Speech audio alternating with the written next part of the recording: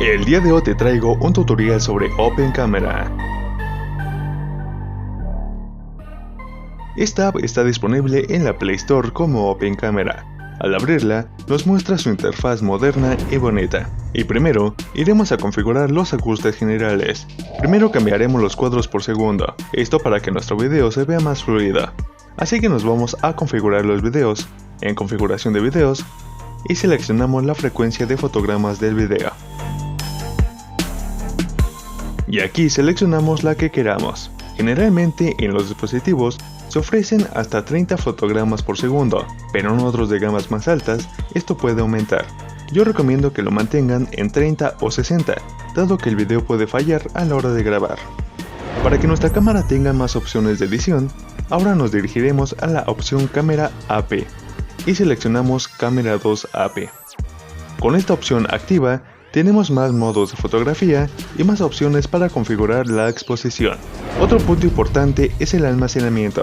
Por defecto, las fotos y videos se guardan en el almacenamiento interno del teléfono, pero si queremos guardar los archivos directamente en la SD, haremos lo siguiente. Nos dirigimos a más opciones de cámara y desplazamos hasta donde dice Storage Access Framework y seleccionamos la cámara de memoria SD que tengamos y listo. Nuestras fotos y videos se guardarán en el SD. Nos regresamos a la cámara y comenzamos a configurar los valores para una mejor calidad en nuestras fotos y videos. Pero primero, comenzaremos por las fotos. Nos vamos a los tres puntos en la parte superior. Aquí tenemos las opciones de enfoque, las cuales son autofoco, macro, bloquear enfoque, infinito, manual y continuo. Seleccionaremos la de enfoque auto, porque lo podremos manejar a nuestro antojo. Después tenemos el modo de foto, y aquí tenemos el modo estándar, el modo de reducción de ruido, DRO y HDR.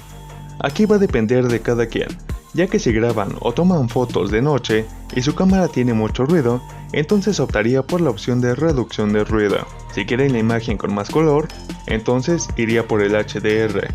Pero si su cámara no tiene tantos problemas, entonces la dejaría en el modo estándar. Después tenemos las opciones de ráfaga.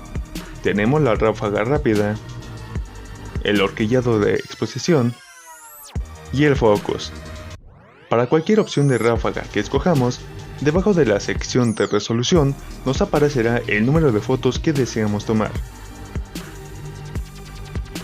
Posteriormente tenemos la resolución, que va desde los 320 x 240 píxeles hasta los 4608 x 3456 píxeles. Después tenemos el temporizador, la ráfaga y la cuadrícula. Esta última nos sirve más que nada como una guía para posicionar los objetos donde queremos que estén, si están derechos o quietos, y mantener la cámara en el mismo punto si estamos grabando. Tenemos el 3x3, pi 3x3 y el 4x2, entre otras opciones que podemos observar. También tenemos el balance de blancos. Lo recomendable es usar solamente el auto o luz de día, porque una le da un toque más cálido y el otro le da un toque más frío.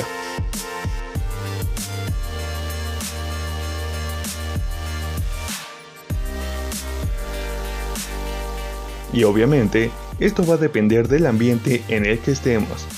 Por lo pronto, lo dejaré en auto.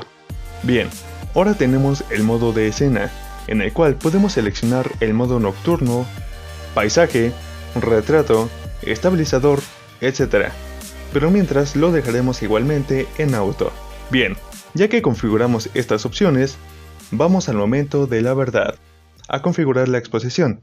Creo que esto es lo más importante, porque de esta opción depende si nuestra foto va a salir bien o va a salir con mucha luz. Lo primero es bloquear la exposición con el candado que nos muestran en esta parte, y después jugar con la exposición seleccionando el cuadro que viene con un más y un menos, y le ponemos en auto. Y ahora seleccionaremos, más bien desplazaremos la barra hasta que tengamos el nivel deseado.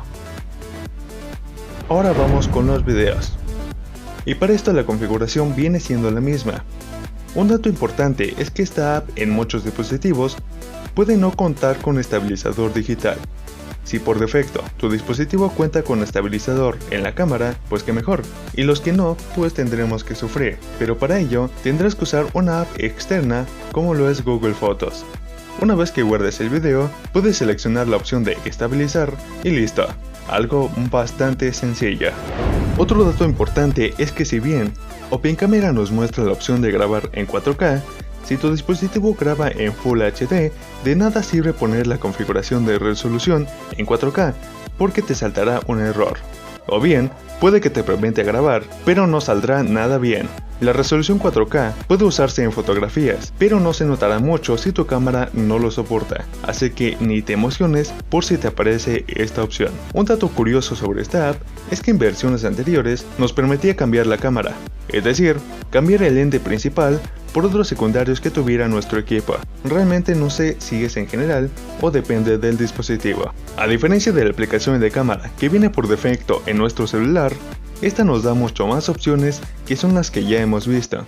Existen mejores apps, pero no todos los dispositivos pueden tenerlas. Por eso está OpenCamera, que es compatible con la mayoría de dispositivos. Y bien, esto ha sido todo por este video, un pequeño tutorial introductorio a OpenCamera. Si tienes alguna duda puedes dejarla en los comentarios. Si quieres más videos de OpenCamera, también puedes dejarlos en los comentarios. Y sin más que decir, nos vemos en otro video. Cuídense y adiós.